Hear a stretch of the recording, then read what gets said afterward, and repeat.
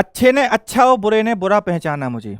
अच्छे ने अच्छा और बुरे ने बुरा पहचाना मुझे, जिसको जितनी जरूरत थी उसने उतना पहचाना हमें। साथियों नमस्कार, मैं शुभम तिवारी पीडब्ल्यू के टीचिंग वाला पर आप सभी का संस्कृत की पाठ्यक्रम की कक्षा में आपका हार्दिक अभिनंदन वंदन स्वागत करता हूं। आप लोग कैसे हैं? आप लोग एक बार कमेंट के माध्यम से बताइएगा। साथियों आज हम बात करने वाले हैं आपसे संस्कृत का जो पाठ्यक्रम है आपका यूपीटीईटी और सुपर टीईटी का, हम आपसे उस पर बात करने वाले हैं कि आपके ऐसे कौन कौन से टॉपिक हैं जिससे सबसे ज्यादा प्रश्न आते हैं और वो आपका टॉपिक पेपर में आता ही आता है। तो हम आपसे वो बात करने वाले हैं। चलिए तो सबसे पहले हम बताते हैं आपको कि यहां पर हम बात करने वाले हैं। देखिए यहां पर हम बात करने वाले हैं यूपीटीईटी और सुपर टीईटी के हम सिलेबस के बारे में बात करने वाले हैं। किसकी? यूपीटीईटी और सुपर टीईटी के बारे में हम बात करने वाले हैं। आपको इतना पता होगा कि यूपीटीईटी में आपका आता है 30 नंबर का संस्कृत आता है और सुपर टीईटी में आपका आता है 10 नंबर का आपका संस्कृत आता है। इतना तो आपको सभी को अच्छे से पता होगा। अब हम बात कर लेते हैं कि इसका सिलेबस क्या है। इसका सिलेबस क्या है, अब हम बात कर लेते हैं। तो सबसे पहले आते हैं हम संस्कृत के पाठ्यक्रम पर कि भैया इसका पाठ्यक्रम क्या है। तो हम वो देखते हैं कि इसका पाठ्यक्रम क्या है। देखो तो सबसे पहले आता है आपका वर्ण विचार। ठीक है, सबसे पहले आपका वर्ण विचार आता है। संस्कृत में सबसे पहले आपका वर्ण विचार है। उसके बाद है आपका वर्णों का उच्चारण स्थान भी है आपका। उसके बाद वर्णों का उच्चारण स्थान है।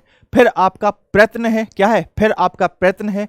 फिर आपका अव्यय है और फिर आपकी स्वर संधि। संधि है मतलब कि जो कितने प्रकार की आपकी संधियां हैं वो है आपकी। फिर है व्यंजन संधि, फिर है विसर्ग संधि। तो स्वर संधि आपकी कितने प्रकार की होती हैं? 7 प्रकार की होती है कि 8 प्रकार की होती हैं। व्यंजन संधियां कितने प्रकार की होती हैं और विसर्ग संधियां कितने प्रकार की होती हैं वो हम आपके संस्कृत के यूपीटीईटी के सुपर टीईटी के हम आपके पाठ्यक्रम के बारे में बताएंगे और जब क्लास स्टार्ट होंगी तो हम आपको बिल्कुल डीपली में ले जाएंगे। ठीक है, तो सबसे पहले हमने प्रयत्न देखा। आपका प्रयत्न कितने होते हैं? अभ्यंतर प्रयत्न, बाह्य प्रयत्न। ठीक है, इसके अंतर्गत क्या होता है? अभ्यंतर प्रयत्न में क्या होता है? अभ्यंतर प्रयत्न कितने होते हैं? आपके 5 प्रकार के होते हैं।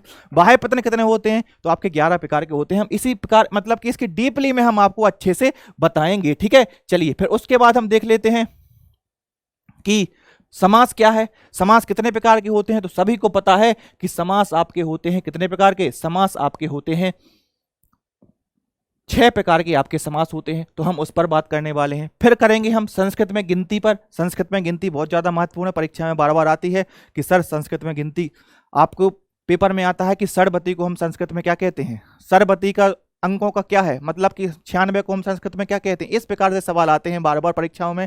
तो हम आपको इससे भी अच्छे से रूबरू करवाएंगे। ठीक है, फिर है आपका संस्कृत में शरीर के अंगों के नाम। फिर शरीर के अंगों के नाम भी हमें सीखना है। कभी कभी 1 नंबर का सवाल आ जाता है कि हम जानु को क्या कहते हैं? हम जानु को हिंदी में क्या कहते हैं? हम घुटने को संस्कृत में क्या कहते हैं? हम आंख को हम संस्कृत में क्या कहते हैं? तो इस प्रकार से हम आपको बताएंगे। ठीक है, फिर है आपका संस्कृत में घर परिवेश के परिचित वस्तुओं के नाम। जो आपकी घर परिवेश की परिचित वस्तुएं हैं वो कभी कभी परीक्षा में पूछ लिए जाते हैं कि इनका नाम क्या है। जैसे आप लोग खाना बनाते हैं तो आप जो उड़सा बिल्ला का यूज करते हैं उसका नाम क्या है? इसी प्रकार से कई प्रकार के आपके सामने ऐसे सवाल आ जाते हैं कि चूल्हे का नाम क्या है संस्कृत में। तो हम आपको वो सब इसमें डिटेल में बताएंगे। फिर है आपका शब्द रूप क्या है। शब्द रूप सभी को पता है कि शब्द रूप आपके बार बार आते हैं। जैसे राम का हो गया, हरि का हो गया, रमा का हो गया, लता का हो गया, फल का हो गया। इस प्रकार के आपके शब्द रूप हैं, उसकी हम आपको ट्रिक के माध्यम से अच्छे से बताएंगे। फिर हो गया आपका धातु रूप। धातु रूप में आपके लकार आते हैं कि सर लकार कितने प्रकार के हैं? 10 प्रकार के हैं संस्कृत में। और किस प्रकार की धातुओं के अंतर्गत आते हैं?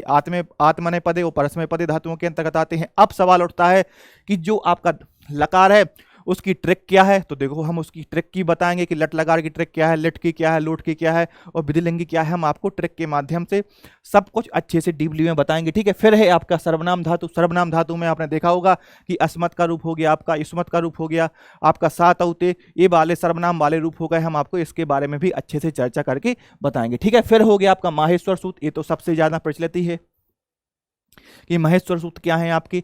महेश्वर सूत्र आपको कितने प्रकार के होते हैं आपको पता है? 14 महेश्वर सूत्र हैं। इसे हम और क्या कहते हैं? इसे हम चतुर्दश सूत्र भी कहते हैं, इसे हम शिव सूत्र भी कहते हैं। तो हम वो भी हम आपको बताएंगे क्या है आपके महेश्वर सूत्र। ठीक है, फिर है आपका प्रत्याहार। प्रत्याहार आपके कितने हैं? प्रत्याहार आपके 42 होते हैं संस्कृत में। प्रत्याहार हम याद करने की ऐसी ट्रिक बताएंगे जिससे आपको 42 में 42 पूरे प्रत्याहार अच्छे से याद हो जाएंगे। ठीक है, चलिए फिर हम बात करते हैं, आगे बात करते हैं कि आपका आगे क्या है। अब आता है कारक। भैया कारक कितने हैं संस्कृत में? तो हम उसके बारे में भी आपसे अच्छे से बात करेंगे। किसके बारे में? हम आपसे कारक के बारे में भी अच्छे से बात करेंगे कि भैया कारक कितने प्रकार के होते हैं संस्कृत में और कैसे परीक्षा में सवाल आते हैं कारक के, ठीक है, वो भी हम आपको बताएंगे। फिर हो गया आपका कवियों और लेखकों के नाम। आपने देखा होगा संस्कृत में कितने मुनि होते हैं, तो संस्कृत में आपके 3 मुनि होते हैं, ठीक है ना, पाणिनि, कात्यायन, पतंजलि। इससे संबंधित बहुत ज़्यादा महत्वपूर्ण सवाल बनते हैं कि पाणिनि ने कौन सी किताब का रचना किया और जो आपके पतंजलि हैं उनको क्या कहते हैं, जो आपके कात्यायन है उनको क्या कहते हैं। तो इस प्रकार से सवाल आते हैं। सिद्धांत कौमुदी किसकी रचना है, ठीक है ना। शिव सूत्र जालम, मतलब कि जो आपकी रचनाएं हैं वो भी आपकी इसमें आती हैं। अब आ गया आपका वाच्य आ गया। तो वाच्य कितने प्रकार के होते हैं, कर्तवाच्य हो गया, कर्मवाच्य हो गया, भाववाच्य हो गया, ये 3 प्रकार के होते हैं। किस प्रकार कौन से वाच्य में कौन सी विभक्ति लगती है, इस प्रकार के बारे में भी हम आपको अच्छे से बताएंगे, ठीक है। फिर विलोम शब्द हो गया। विलोम शब्द आपके जैसा ही हिंदी के विलोम शब्द हैं वैसे ही आपके संस्कृत के विलोम शब्द हैं, हम आपको उसके बारे में भी अच्छे से अध्ययन करवाएंगे। फिर हो गया आपका पर्यायवाची। पर्यायवाची आपके हिंदी और संस्कृत में दोनों में सेम रहते हैं। फिर है आपकी संस्कृत व्याकरण की कुछ संज्ञाएं, जैसे आपकी निष्ठा संज्ञा होगी, आपकी कित और कितवतु संज्ञा होगी, ठीक है, वृद्धि संज्ञा होगी, नदी संज्ञा होगी, इस प्रकार की संज्ञाएं हैं, हम आपको उसको बारे में भी हम अच्छे से बताएंगे। फिर आते हैं संस्कृत शिक्षण शास्त्र पर।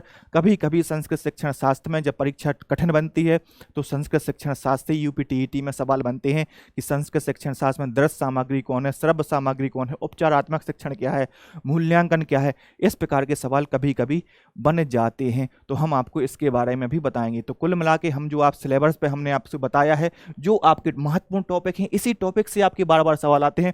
हमने आपको पूरा सिलेबस एक बार में बता दिया है और जब हम अच्छे से क्लास मतलब कि टॉपिक वाइज करवाएंगे तो आपको अच्छे से करवा देंगे। और आपको तैयारी करना है यूपीटीईटी की, तो आप इस सिलेबस के माध्यम से आप यूपीटीईटी की और आप लोग सुपर टीईटी की क्या कर सकते हैं, आप लोग तैयारी कर सकते हैं, ठीक है ना।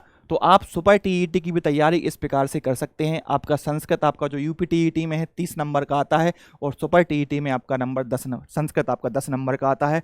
तो हमारे साथ बने रहिएगा संस्कृत के साथ और हमारे साथ जुड़े रहिएगा टीचिंग वाला, फिजिक्स वाला के साथ। Thank you.